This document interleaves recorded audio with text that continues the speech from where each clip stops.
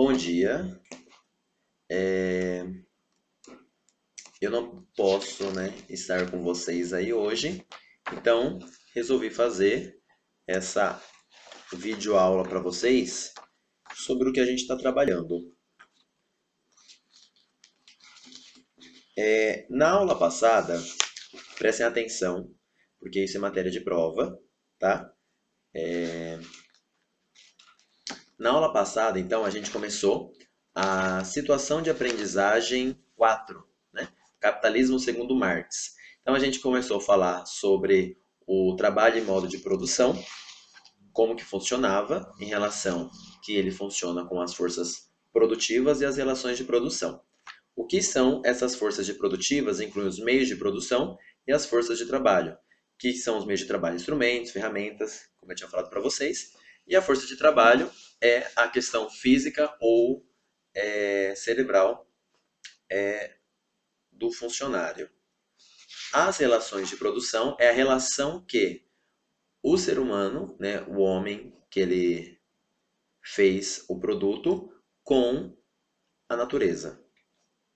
E a gente começou a analisar o modo de produção capitalista. Então, como que funciona? A desigualdade social, segundo Marx, surgiu quando houve a privatização dos meios de produção.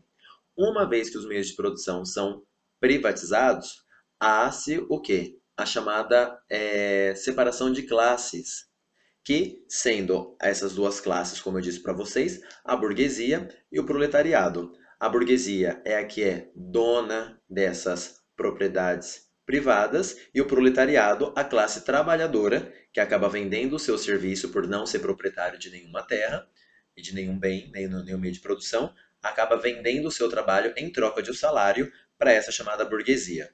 Uma vez que a burguesia ela tem o poder econômico, ela também vai ter o poder político, né? Então fica a burguesia como sendo a classe dominante e o proletariado como a classe dominada. E comentei que o principal objetivo do capitalista é a questão do lucro e fizemos aquelas fórmulas de dinheiro, mercadoria, dinheiro, da qual gera o lucro para o empresário, certo? Na página 34, abram todos aí na página 34. Esperar vocês abrir a página. Abriram? Então vamos lá, vai estar falando no texto da página 34 sobre o significado de mais-valia. Está escrito aí, vamos lá ler junto. Vimos que nas relações sociais capitalistas, o trabalhador, o proletário, precisa vender sua força de trabalho, que desse modo converte-se em mercadoria. Mas a força de trabalho tem uma peculiaridade que a torna especial comparativamente às demais mercadorias. Vejamos por quê. Então, na outra aula eu tinha falado para vocês que o guardanapo, por exemplo, quando o guardanapo ele é feito com uma estampa de máquina, ele tem um valor X. Quando ele é feito bordado, algum trabalho bordado, tem um outro valor, e esse valor é maior. É aí que o Marx vai querer dizer, chamado da força de trabalho, né? A chamada a mais-valia. Uma vez que algum objeto feito com o trabalho humano vale muito mais do que um trabalho feito por uma máquina. Então, no segundo parágrafo diz o seguinte: o valor de uma mercadoria é determinado pela quantidade média de trabalho que ela contém. Isso é, pela quantidade de trabalho socialmente necessária para a sua produção. Essa quantidade é medida pelo tempo de duração desse trabalho, expresso em horas, dias. Então, o que acontece? Vamos dizer, por exemplo, assim: existe uma empresa que tem 10 funcionários, né? Hipoteticamente tem 10 funcionários. E eles, como eu já tinha falado na outra aula, eles produzem sapatos, né?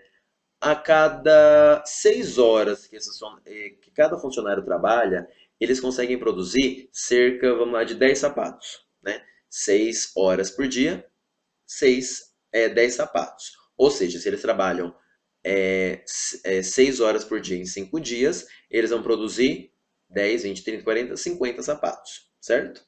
Nessas 6 horas de trabalho que eles têm. Agora, uma máquina já conseguiria produzir 20 sapatos no mesmo tempo que esses funcionários trabalham. certo? Mas parece o quê? Então que é mais vantajoso ter uma máquina do que ter um ser humano. Mas aí vem a questão do quê? A mão de obra é o que vale o produto tornar-se especial. Então vai lá, no terceiro parágrafo. Os meios de produção adquiridos pelo capitalista são mercadorias já produzidas pelo trabalho de outrem. Por isso, o trabalho que há nelas é denominado por Marx trabalho pretérito ou trabalho morto, realizado pela máquina a um custo menor e com o mesmo efeito no mercado. Então, por exemplo, a função do guardanapo. Um guardanapo tanto bordado quanto um guardanapo feito com estampa vai ter o mesmo valor. Ou seja, vai secar a louça, vai enxugar a mão. Essa é a função do guardanapo. Então, um tênis fabricado por uma pessoa ali costurado e um tênis feito por uma máquina, no final das contas, o final do sapato, tanto feito na mão como feito pela máquina, vai ter a mesma utilidade, certo? Essas mercadorias possuem um valor constante, que, uma vez pago, não mais se altera significativamente. Então, é mais lucro para o empresário ter uma máquina. Por quê? Os gastos que ele vai ter com a máquina vão ser os gastos que não vão variar, diferentemente do ser humano. Uma vez que esse ser humano pode passar mal num dia, o funcionário pode faltar, um funcionário, e que isso atrapalha toda a dinâmica de uma empresa. Já a máquina não.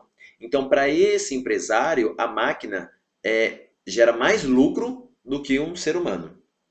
Por isso, o capital usado em sua compra denomina-se capital constante. Seu custo é repassado gradativamente para os produtos, permitindo que o capitalista recupere o investimento realizado. Essas mercadorias, portanto, não são capazes de criar mais valor do que aqueles que possuíam originalmente. Só que então, uma vez que esses sapatos ou guardanapos ou qualquer outro tipo de produto, ele não se altera, o seu valor também permanece constante. A mercadoria, a força de trabalho, também possui um valor específico, representado pelo salário. Esse valor, como de qualquer outra mercadoria, é determinado pelo tempo de trabalho socialmente necessário à sua produção. Mas o que significa produzir a mercadoria à força de trabalho? Significa garantir ao trabalhador as condições necessárias à sua existência, o que implica satisfazer suas necessidades fisiológicas: reprodução, alimentação, vestuário, habitação, saúde, transporte, segurança e culturais, educação, qualificação e lazer. Agora eu pergunto para vocês: vocês acham que um funcionário de uma empresa recebe um salário digno para ter tudo isso adequado? Né? Não, né? Infelizmente não. Porque, como eu já tinha falado para vocês, é necessário o capitalista explorar o seu funcionário para ele ter o lucro disso, né? Uma vez que se ele pagasse o salário dignamente, o salário correto, o capitalista não teria lucro em relação a isso. Né? Porque ele pagaria o valor correto do trabalho que o funcionário executou e ele não retornaria o lucro. Então é necessário essa exploração. E é isso, e essa é a crítica que o Marx vai fazer também ao capitalismo. Continuando no parágrafo, ocorre que a força de trabalho possui uma qualidade que distingue de todas as outras mercadorias. Sendo o trabalho vivo, ao ser utilizado pelo capitalista, ela cria valor, ou seja, ela produz mais valor do que o necessário para sua produção e reprodução. Em outras palavras, ela gera para o capitalista um valor maior do que o do salário que ele lhe paga. Então, uma vez que o capitalista ele não utiliza-se da máquina, mas ele utiliza-se do trabalho humano, ou seja, o que o Marx está usando aqui como trabalho vivo, aí sim o valor pode ser aumentado do produto que está sendo feito. Por quê? Uma vez que é uma máquina que produz, sempre ela vai produzir a mesma coisa. É um trabalho morto, um trabalho constante, da qual não tem-se uma melhoria em relação ao produto que está sendo realizado. Agora, uma vez que existe o trabalho humano sendo feito, há sim ali há toda especificidade da força de trabalho de alguém naquele produto. Por isso que é muito mais valorizado um produto feito pela máquina ou pelo funcionário do que pela máquina. É ali então que o empresário consegue o seu lucro, porque ele vai explorar a pessoa em cima de um produto que é vivo, de um trabalho vivo, certo? Como ocorre esse processo de criação de valor? Então aí vai estar explicando mais ou menos uma fórmula de como esse capitalista, como esse empresário, vai estar estipulando os valores dos produtos. Como ele tem que necessariamente explorar o seu funcionário para conseguir esse lucro em cima do produto que ele fez. Digamos que para produzir o equivalente ao valor de seu salário, um trabalhador precisasse trabalhar 4 horas diárias. No entanto, é obrigado a trabalhar 8 horas. Então vamos calcular. A pessoa trabalha, como a gente está usando a hipótese de uma empresa de sapato, a pessoa trabalha e ela ganha um salário mínimo. Hoje o salário mínimo está o quê? Acho que é 780. Se não me engano, acho que é 780. Então, analisado o seguinte, a quantidade de sapatos que ela faz por mês equivaleria a ela trabalhar apenas 4 horas, certo? Então, ela trabalhando 4 horas por mês corresponde ao salário que ela recebe. Todavia, ela trabalha 8 horas. O que acontece então com as outras 4 horas que ela produz, além do salário que ela recebe, ao valor do salário que ela recebe? Vai tudo de lucro para o empresário. Então, a pessoa trabalha 8 horas. 4 horas por dia do trabalho que ela faz já era o suficiente para pagar o salário dela, o que corresponde ao trabalho dela. Mas ela é contratada para trabalhar 8 horas, ou seja, ela produz o dobro por dia do que ela recebe. E tudo o que ela ganha vira lucro para o empresário. As 4 horas excedentes correspondem ao valor a mais por ele produzido e que não lhe retorna na forma de salário, retorna na forma de lucro para o capitalista. Esse valor excedente produzido pelo trabalhador é o que se denomina mais-valia, né? Porque esse valor que o funcionário está fazendo a mais torna-se lucro para esse capitalista, no qual o nome chama-se mais-valia, que o Marx está conceitualizando. Apropriada pelo capitalista, é ela que lhe permite cobrir os custos da produção e ainda auferir lucros e aumentar capital para continuar investindo e enriquecendo às custas do funcionário que está sendo explorado. Trata-se, no fundo, de uma troca bastante desigual. Os trabalhadores recebem um valor X e entregam ao capitalista um valor Y, muitas vezes superior ao X. Esse processo de extração da mais-valia constitui a essência do modo de produção capitalista, sua lógica interna de funcionamento. Não há capitalismo sem mais-valia. Ou seja, não há capitalismo sem exploração do funcionário. Graças a ela, por mais bem remunerado que seja um trabalhador, seu salário sempre será inferior ao valor total produzido ao longo da sua jornada de trabalho. Então vocês podem pensar, nossa, mas fulano ganha bem. Mas mesmo assim, ele não ganha o correspondente ao que ele trabalha na empresa da qual ele faz, porque o empresário precisa explorar ele para conseguir esse lucro. Eis que a sociedade capitalista é, por natureza, fundada na exploração do trabalho e geradora de desigualdade. Não foi à toa que Marx comparou o capital aos vampiros, abre aspas. Mas o capital tem um único impulso vital: a tendência para criar valor e mais valor para fazer sua parte constante. Os meios de produção, absorver a maior quantidade de mais trabalho possível. O capital é trabalho morto, que como vampiro vive apenas de sugar o trabalho vivo e vive tanto mais quanto mais trabalho suga. Foi a colocação que eu já tinha feito na sala de aula, sobre, até brinquei sobre a questão do Harry Potter, ou sobre o Voldemort, né, ter que sugar o sangue do unicórnio para sobreviver, né? O capitalismo, ele vive disso. Ele precisa, porque ele é morto, ele precisa do trabalho explorado do outro para ter que sobreviver. Senão, a máquina não funciona, né? Se a desigualdade é inerente à sociedade capitalista, a sua eliminação definitiva supõe necessariamente a abolição desse modo de produção e a construção de novos tipos de relações de produção. Então, uma vez que o capitalismo não é mais o ditador na sociedade, necessariamente a desigualdade social também cai, porque não vai ter mais fruto da exploração do trabalho humano, certo? É, vai ter umas questões para vocês terem que resolver, né? Só que vocês vão resolver depois. Eu vou explicar agora, virem para a página 36, que vai estar falando sobre o último texto que a gente vai estar trabalhando dessa situação de aprendizagem, e depois vocês vão fazer as questões referente a ambos os textos, os dois textos que eu vou estar falando hoje, que eu já falei de um, agora vou falar do outro, que é a ideologia. Bem, uma vez que a burguesia é a classe dominante, tanto política e economicamente, ela, como eu já mencionei para vocês, ela também domina o pensamento da sociedade. Uma vez que ela domina o pensamento da sociedade, ela, além de ditar economicamente, ela dita o que a massa, o que a sociedade deve ou não pensar dela, deve ou não pensar na sociedade, como eles devem pensar ou deixar de pensar.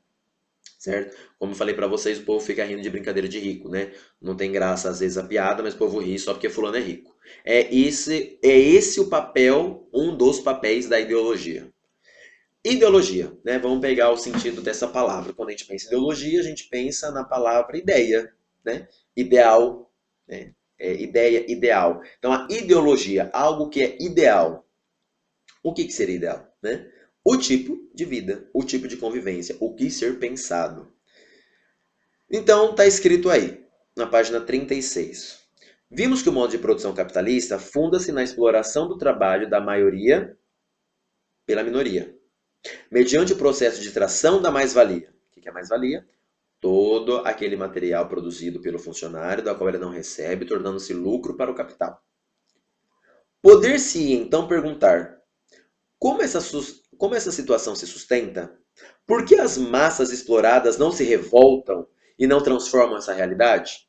Né? Por quê? Uma vez que nós tenhamos consciência que somos explorados, por que não tem uma alteração, uma modificação da sociedade? Por que as pessoas parecem, então, se conformar com essa exploração? Falar, sempre fui explorado mesmo, né? É assim, se eu não trabalhar, eu vou passar fome, eu dependo dele para sobreviver. Será? Será? E se todos tomassem essa consciência e fizessem as manifestações? Quando, por exemplo, existe uma greve ou quando existe uma paralisação, é umas tomadas de consciência que o proletariado acaba tendo em relação à máquina pública ou privada da exploração que ele vem sofrendo. Em grande parte, porque os interesses particulares da classe dominante, ou seja, a mais-valia, o lucro, a acumulação de capital, são apresentados como universais. Isso é, como se fosse interesse de toda a sociedade. O que acontece? A elite, ela mostra para a sociedade que é necessária essa exploração. Que sem essa exploração, o mundo não caminha. Eles necessitam ser os operários e eles necessitam ser os empresários. Que todo o proletariado depende deles para sobreviver, para comer, para se vestir. Ou seja, criam um universo paralelo dessa massa falando: vocês precisam da gente. É necessária a exploração da sociedade para se ter uma economia, para se ter a geração de riquezas. Mas riquezas para eles, né? Não para os pobres, não para a massa. Só que eles pegam os valores que são deles, os valores da elite, e fazem um discurso como se esses valores fossem universais. Como se todo mundo partilhasse das mesmas preocupações da elite, que não é. Como afirmaram Karl Marx e Friedrich Engels, abre aspas. Realmente, toda nova classe que toma o lugar de outra, que dominava anteriormente, é obrigada, para atingir seus fins, a apresentar seu interesse como o interesse comum de todos os membros da sociedade. Quer dizer, expresso da forma ideal.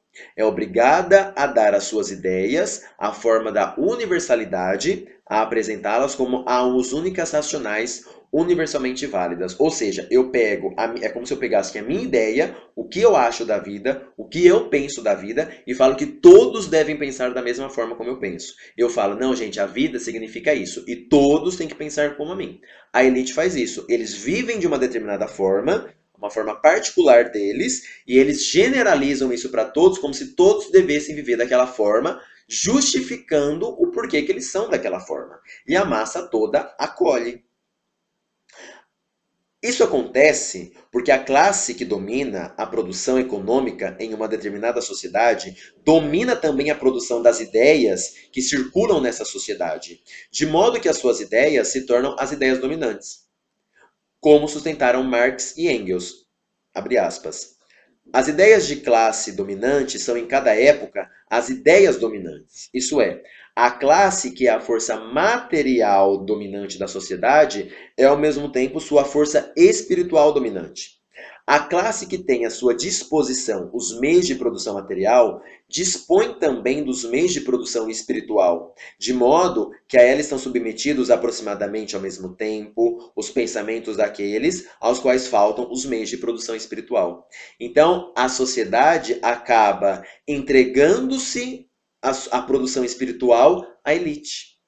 A elite, então, não produz só dinheiro, não produz só economia, mas ela produz também pensamentos. Ela também produz ditames sociais, da qual universaliza-se acreditando que tudo que a elite fala é verdade. Né? Porque para ela é verdade. Virando a página, na página 37.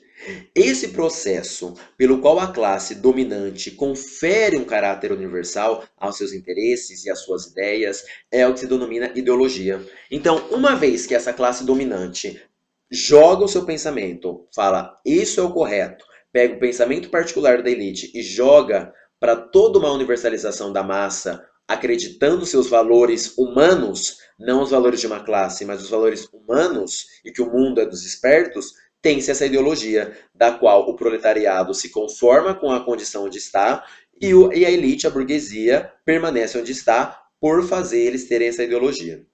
Os meios de produção espiritual de que falam os autores são de diversos veículos pelos quais a classe dominante produz e difunde as ideias, os valores, as visões de mundo que interessam. Os meios de comunicação de massa, a TV, o rádio, jornais, revistas, a escola, os livros, as religiões, entre outros. Então, são vários meios que a elite, a burguesia se utiliza para poder propagar esse pensamento de que eles estão onde estão porque merecem e que o resto deve ser explorado. Claro, falam isso de uma forma sutil, não falam isso de uma forma literalmente, porque senão as pessoas podem até se assustar.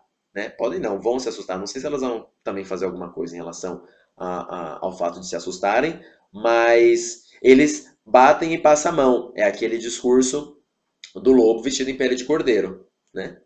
Em suma, o papel da ideologia, na concepção aqui apresentada, é produzir uma visão distorcida da realidade, mostrando como universais os interesses particulares da classe dominante, a fim de legitimar e perpetuar as relações de produção capitalista. Algo semelhante ocorre com o Estado. Para Marx e Engels, a ideia de que ele é formado por um conjunto de instituições, governo, forças armadas, sistema jurídico, funcionalismo público, etc., que governam uma nação em prol do bem comum, não passa de uma ilusão, de uma falsa universalidade.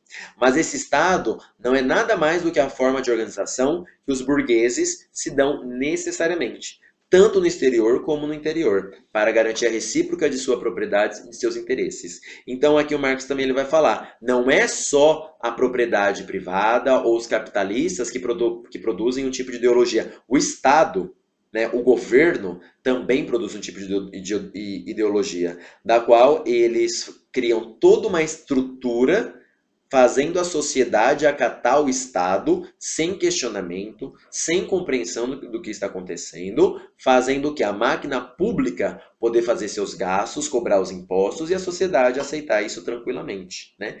Isso é uma forma, outra forma de ideologia. Ok, eu sei que agora vocês estão com dúvidas, né? Mas infelizmente eu não estou aí para resolvê-las. Percebam como a aula foi rápida, né? Se vocês ficassem mais em silêncio e deixassem eu falar, a aula seria mais rápida. Enfim. Voltem então lá para a página 35. Vai estar os exercícios para vocês responderem. Responda as seguintes questões. Em que sentido a força de trabalho é uma mercadoria especial? Ou seja, qual que é a diferença de uma máquina feita, de um trabalho feito por uma máquina e de um trabalho feito por um humano? Por que esse produto feito é uma mercadoria especial? Por que também a força de trabalho? Qual a diferença de uma máquina fazer um produto e de um humano fazer um produto? 2. Você concorda com a comparação feita por Marx entre o capital e os vampiros? Né? A relação que ele faz entre o capital e o vampiro? Se sim, justifica, se não, justifica. Na página 37,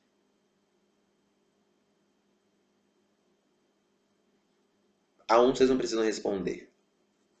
A2 é interessante vocês pensarem, cite frases ou ideias que, ao seu ver, podem ser ideológicas, que a sociedade joga, né, no ar, falando que isso é necessário. Na página 36, tem umas frases, né, que são consideradas ideológicas. Tá lá. Todo trabalho dignifica o homem. Vocês concordam com essa afirmação? Todos os homens são iguais perante a lei. Será? O salário do trabalhador corresponde à quantidade de horas por ele trabalhadas. Como eu já falei no texto, não é. Só que faz parecer. Isso é uma forma de ideologia, né? Não, o que você ganha é o que você trabalha. Não tem nem mais nem menos. Mentira. Mentira, porque a gente viu aqui o que é necessário para se ter o lucro. E a outra frase é: o lucro das empresas se deve à inteligência, à competência e ao espírito empreendedor dos empresários. Ou seja, eles se estão colocando como os espertos e que o resto da sociedade é burro. Ou seja, eles vencerão na vida, então eles merecem estar onde estar e conseguir os cargos onde estão. Os outros, não. Né? E na página 38 vai estar falando o você aprendeu. Tá lá, descreva o processo pelo qual se dá a obtenção de lucro no capitalismo. Então eu quero que vocês escrevam todo o processo, desde o início até o final, de como se dá o lucro do capitalista. E 2, de que forma a filosofia marxista colabora para a compreensão do capitalismo? Como que Marx auxilia a gente entender o capitalismo? Né? De todos os textos que a gente leu, como que a proposta marxista, né, como que o Marx ele tenta explicar para a gente entender como funciona o capitalismo, tá? Façam essas questões agora. Se vocês tiverem qualquer dúvida, marquem aí no papel e na próxima aula que vai ser a prova, eu tiro as dúvidas antes de vocês nas aulas de história depois, tá bom? Tchau, tchau.